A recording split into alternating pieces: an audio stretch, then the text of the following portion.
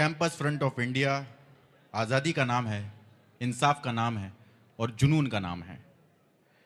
अब मैं जिनको आवाज़ देने जा रहा हूँ वो है कन्नान गोपीनाथन, एक ईमानदार आईएएस ऑफिसर, इंसानियत की मिसाल।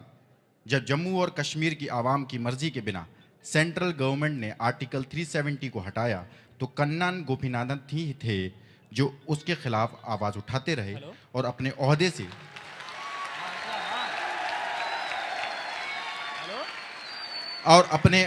से इस्तीफा देकर अपने नाइत्तेफाकी को बरकरार रखते हुए वो बताते रहे सेंट्रल गवर्नमेंट को कि कोई भी सरकार इस तरीके के फैसले नहीं ले सकती और अपने तमाम इंसाफ पसंदों को एक हिम्मत देते रहे।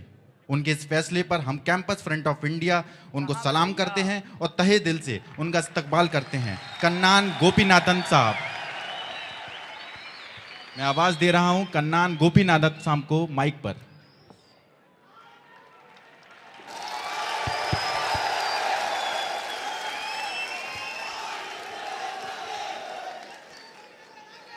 ओके,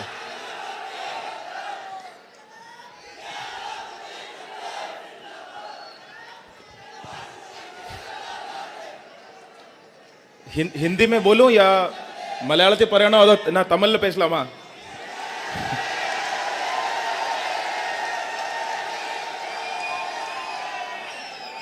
हिंदी हिंदी कितने लोग बोल रहे हैं?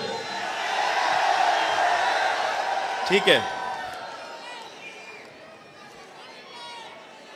क्योंकि जितने लोगों ने इनवाइट किया था वो सारे केरला से थे, तो मुझे लगा कि मलयालम में बात करना होगा या फिर कुछ लोग तमिलनाडु से मिले तो या तमिल में बात करना होगा।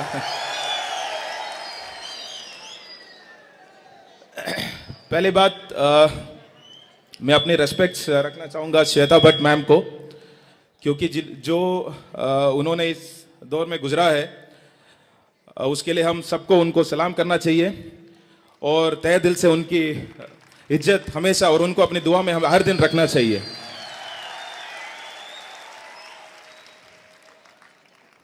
मैं जब कैंपस फ्रंट ऑफ इंडिया का इनविटेशन आया, मैं खुल के बात करूंगा। मैंने आपको जिन्होंने इनवाइट किया था उनको बताया था जो मेरे मन में है मैं खुल के बोलूंगा, बाद में चाहे आप मुझे गाली दे ना दे, ठीक है। जब उनके सरकार से खुल के बात कर सकता हूं तो आपसे तो कर ही सकता हूं। तो जब इनविटेशन आया तो पहली बात तो मैंने हाँ कह दिया बिल्कुल, क्योंकि बच्चों से बात करने का मौका है, कभी छोड़ना नहीं चाहिए। स्टूडेंट से कभी भी बात करने से इनकार नहीं करना चाहिए, किसी को भी हो। पर बाद में जितने लोगों से मिले सबने बोला नहीं, आप उस इवेंट में मत जाइए, क्योंकि कैंपस फ्रंट ऑफ इंडिया जो है एक फंडामेंटलिस्ट ऑर्गेनाइजेशन है। स्टूडेंट ऑर्गेनाइजेशन है जरूर, पर थोड़ा फंडामेंटलिस्ट है। जैसे आप राइट विंग ऑर्गेनाइजेशन या राइट विंग की जिनको आप खिलाफ आप आवाज़ उठाते हैं, वैसे जो है कैंपस फ्रंट ऑफ इंडिया भी एक राइट विंग ऑर्गेनाइजेशन ही है, मजहब चाहे दूसरी हो। ये मुझसे कहा गया और मैं भी बहुत ज़्यादा कन्फ्यूजन में था कि जाऊं कि नहीं जाऊं, जाना ठीक रहेगा नहीं रहेगा, क्या इसके बारे में मेरे बारे में क्या ओपिनियन रहेगा बनेगा। काफ़ी देर तक इसके बारे में चर्चा भी की है मैंने। आपके जो रिप्रेजेंटेटिव है, आपको धन्यवाद करना चाहिए, आपके राउफ साहब को जो नेशनल सेक्रेटरी है, उन्होंने उनको मना करना बहुत ही मुश्किल है, मैं इतना कर सकता हूँ।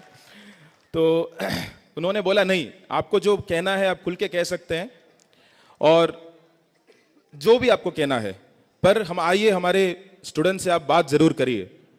तो मैं उसको इनकार नहीं कर सकता था।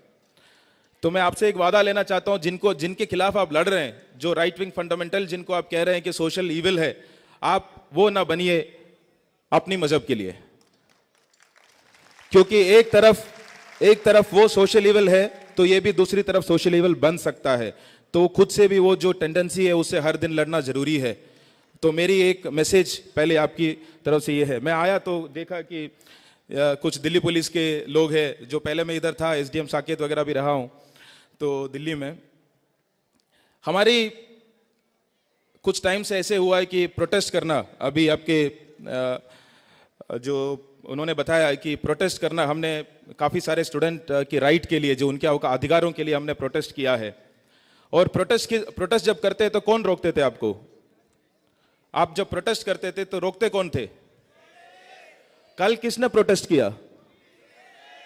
जब उनके खिलाफ अन्याय हुआ तो उनको भी पता है कि संविधान के अंदर जो एक तरीका दिया है वो है प्रोटेस्ट। जो पुलिस को भी, पुलिस के खिलाफ भी जब अन्याय हुआ, उनको लगा कि उनके खिलाफ अन्याय हुआ, जब उनको लगा कि उनके खिलाफ अन्याय हुआ तो वो भी प्रोटेस्ट किए, अपने ही पुलिस हेडक्वार्टर में जाके उनके खिलाफ प्रोटेस्ट किया। पर जब दूसरों के खिलाफ अन्याय होता है तो कहीं ऐसे लगता है कि प्रोटेस्ट करना कहीं देशद्रोह ना हो जाए।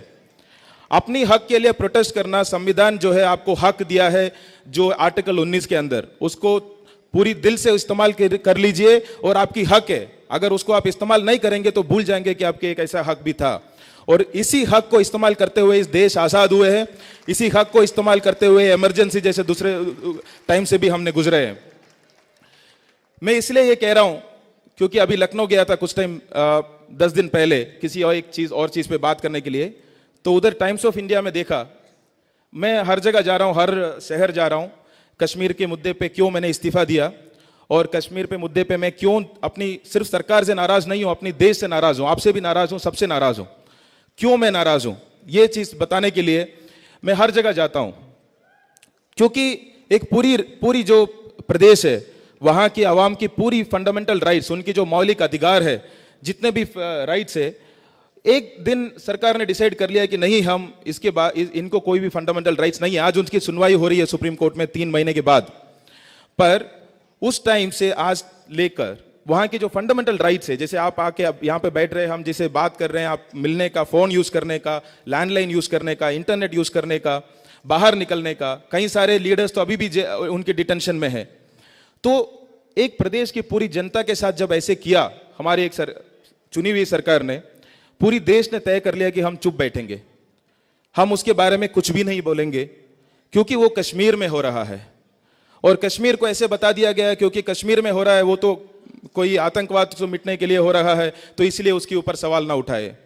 अगर कोई मुसलमान उसके बारे में आवाज उठाएंगे तो उनको तो पक्का बोल देंगे ये तो आतंकवादी है, और अगर कोई हिंदू उठाएंगे तो बोलेंगे देशद्रोही है।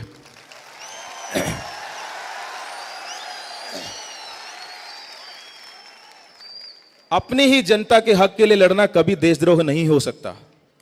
इस देश में जब अपनी जनता की हक छीना जा रहा है और तब अगर आपने चुप बैठे हो तो मैं आपको देशद्रोही मानूंगा।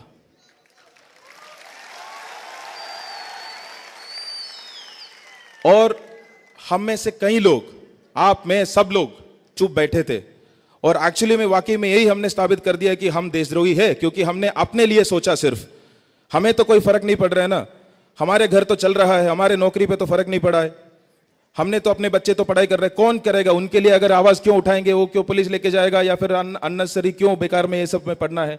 इससे बेहतर है कि हम चुप बैठे। और ये डिसाइड करके हमने उनको एकदम अलग कर दिया। अगर एक प्रदेश के जनता को आप देश से अलग करते हो तो कौन सी नेशनल इंटीग्रेशन की बात कर रहे हैं आप?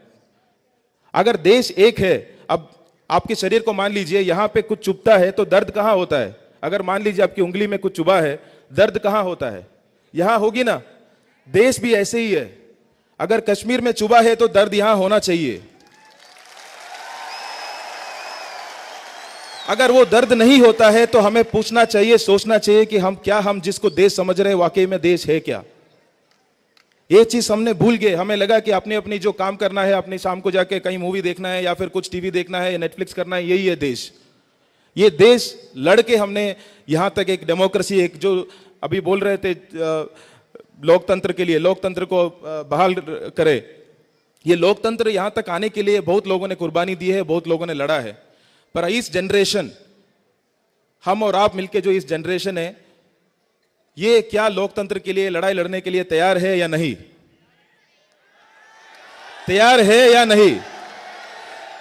मैं पूछने का रीजन बताता हूं क्यों। क्योंकि लखनऊ गया इसी बात पे बात करने के लिए, कश्मीर के मुद्दे पे और फ्रीडम ऑफ एक्सप्रेशन, अभिव्यक्ति का जो स्वतंत्रता है सबके पास है, उस पे बात करने के लिए गया तो उधर के टाइम्स ऑफ इंडिया के फ्रंट पेज का न्यूज था। एक वहां के मौलवी ने बताया सारे मुसलमानों को कि आपके पास कौन कौन सी डॉक्यूमेंट्स चाहिए कि जब एनआरसी आएंगे, एनआरसी सुना होगा, जब एनआरसी आएगा तो एनआरसी में कौन कौन सी डॉक्यूमेंट्स चाहिए आपके पास, ताकि आप भारतीय है ये आप स्थापित कर पाए। भारतीय है आप, ये स्थापित करने के लिए आपको डॉक्यूमेंट की जरूरत है क्या?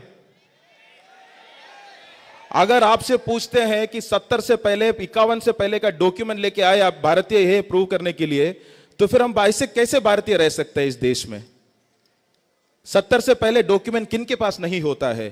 क्योंकि बोलने वालों के लिए आसान है कि ये डॉक्यूमेंट ढूंढ लो, वो डॉक्यूमेंट ढूंढ लो। गरीबों के पास नहीं होता है, गरीबों के पास नहीं होगा। आप शायद ढूंढ पाएंगे, पर जिन लोग जो बिहार से है, उत्तर प्रदेश से है, दिल्ली में आके रह रहा है, जिन लोग मुंबई में आके अपना नौकरी कर रहा है, जिनके घरों में बाढ़ आता है, जिनको घर से छोड़ के, या जो औरतें हैं जो घर छोड़ के दूसरी गांव जाके सेटल करता है, उनके पास क्या 40-40 पुराने डॉक्यूमेंट लेके जाते हैं? उन लोग अपने घर पे नहीं रख पाते हैं। ऐसे डॉक्यूमेंट के ऊपर अगर आप भारतीय है या नहीं है, यह तय करने के लिए डिसाइड करेंगे, तो हम में से आधे लोग तो भारतीय नहीं रहेंगे यहाँ पे, चाहे कुछ मर्जी डॉक्यूमेंट लेके आ जाए।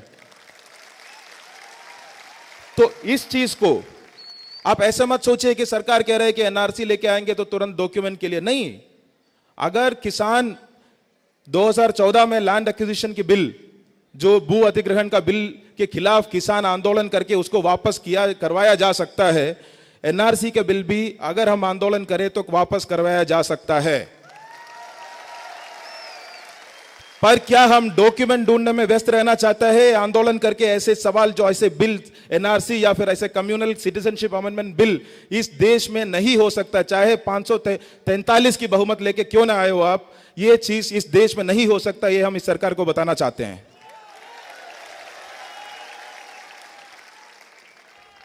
ये करने के लिए सबसे बड़ी बात, महात्मा गांधी ने हमें बहुत कुछ सिखाया है। सबसे पहली बात यह सिखाया है, आप आंदोलन करना चाहते हैं तो दो चीज है। पहले तो सेल्फ डिसिप्लिन रहना आना चाहिए। डिसिप्लिन मतलब सामने वाले आपको कितना भी प्रोवोक करे, कितने भी आपको गाली दे, किसी भी तरीके से आपके ऊपर व्यवहार करे, आप वायलेंट नहीं होंगे, वायलेंट नहीं होंगे।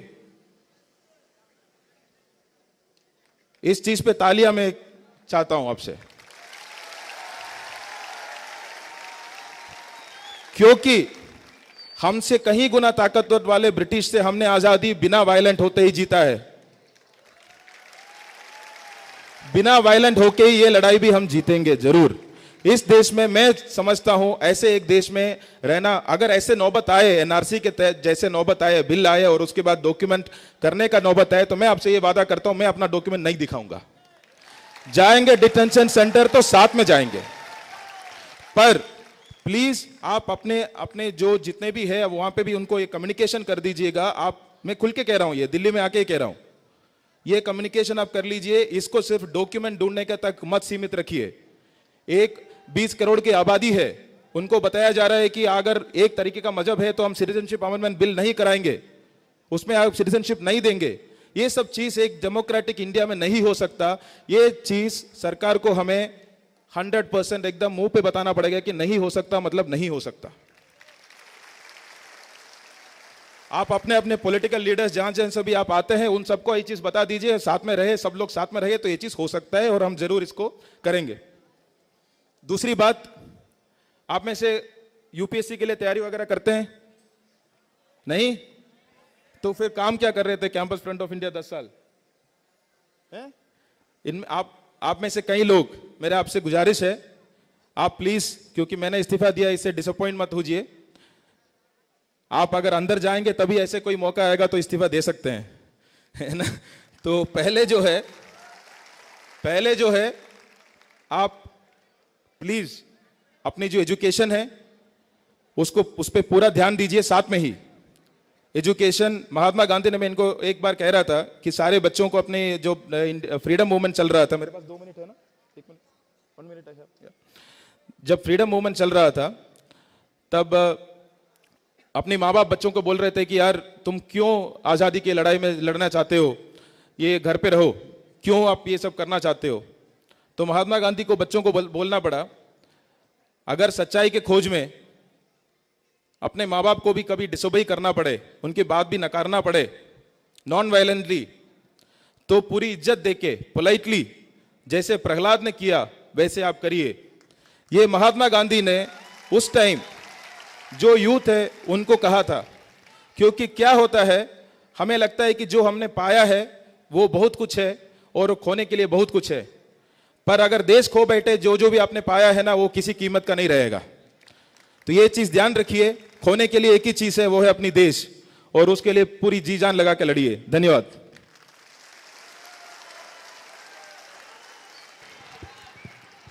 बहुत बहुत शुक्रिया कन्नान सर, आपके उत्साह भर देने वाले अल्फाजों के लिए बहुत बहुत शुक्रिया। और मैं यहाँ पर मौजूद सभी भाइयों और बहनों से गुजारिश करूंगा कि जोरदार तालियों से